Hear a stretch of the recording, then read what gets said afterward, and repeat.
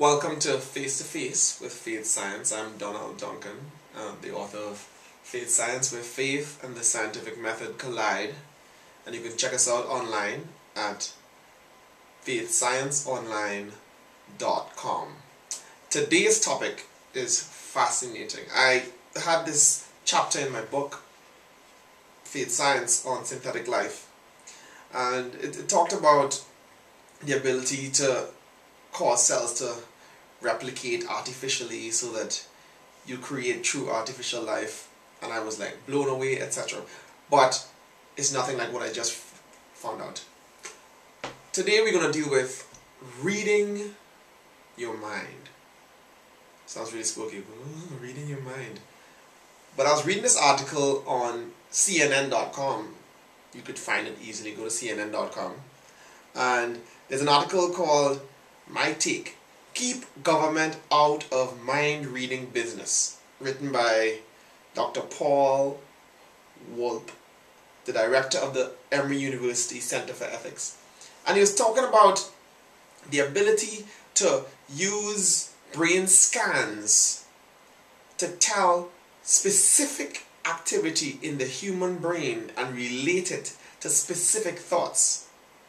And by using this type of research, which is fascinating, they have been able to begin to connect very, very, very specific thoughts to very, very, very specific brain activity.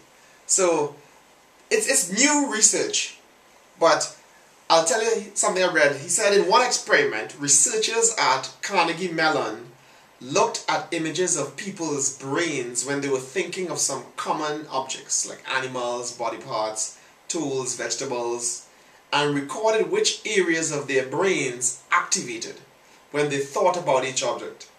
The scientists studied patterns of brain activity while subjects thought about 58 such objects. Then they predicted what the person's brain would look like if researchers gave them a brand new object, like celery. The scientists' predictions were surprisingly accurate. So I decided to dig up a little more myself, since this is faith science, where faith and the scientific method collide, and I'm a science junkie, as some would say. I started to dig up, and I decided to get a little deeper into neuroscience, and I found the Society for Neuroscience. Easy to find.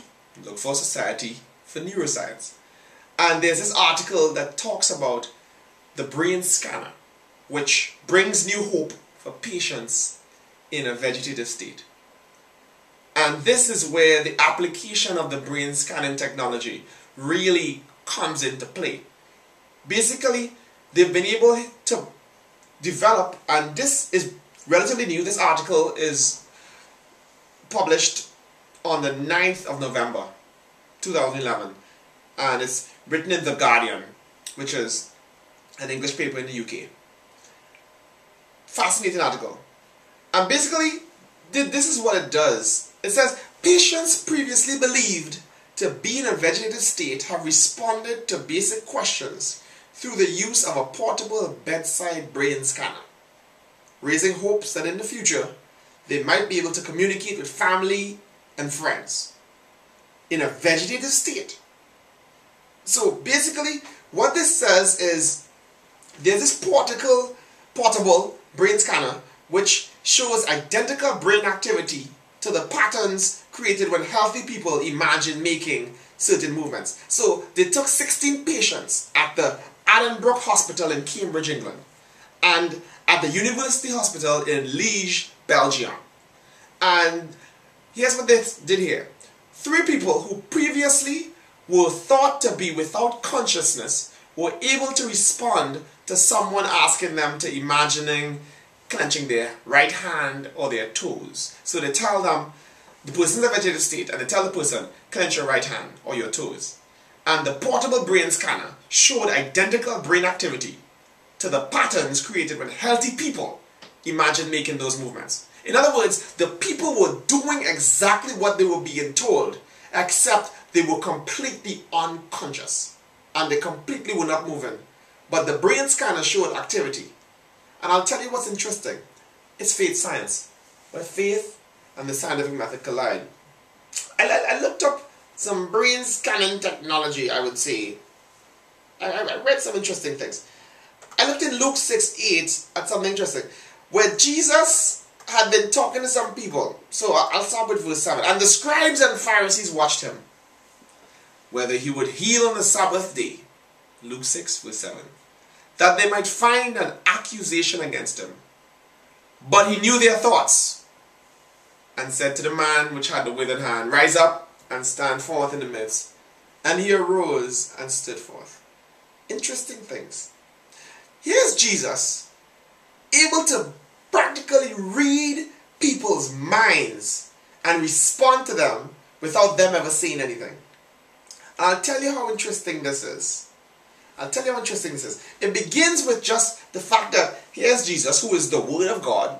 If you read John 1:1, it says, in the beginning was the Word, and the Word was with God, and the Word was God. So here's Jesus, who's the Word, who's able to read people's minds while they're talking to him. So every time they try to play him, he knew their thoughts. Luke 11:17. It says, But he, knowing their thoughts, said to them, Every kingdom divided against itself is brought to desolation, and a house divided against a house falleth. So Jesus, who's the Word of God, was able to read people's minds. I'll tell you why I think this is interesting. Hebrews 4:12. For the Word of God is quick and powerful, and sharper than any two-edged sword, piercing to the dividing asunder of soul and spirit, and of the joints and marrow, and is a discerner of the thoughts and intents of the heart. So the Word of God can actually read your mind like an open book. What's fascinating about life is the same way you can use technology and a brain scanner to physically look at patterns in the brain to see what you're thinking about. The Word of God can expose your thoughts in the same way, where I can figure out exactly what you're thinking through the Word of God.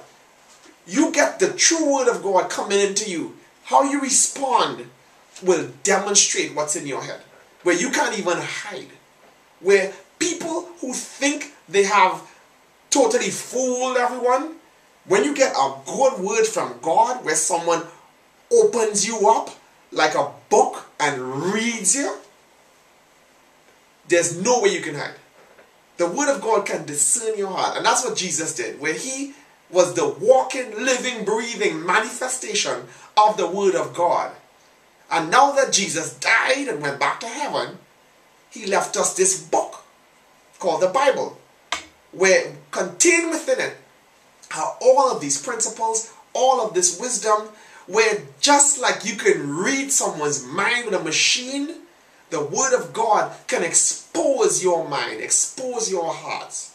As a man thinketh in his heart, so is he. Out of the abundance of a man's heart, that's the words that he speaks. You can hear someone's heart in the words that they speak. And that's where people who talk about, have the gift of discernment.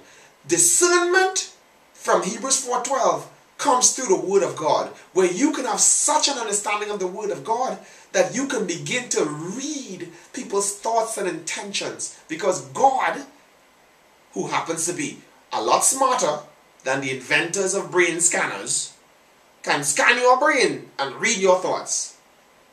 What are you thinking about?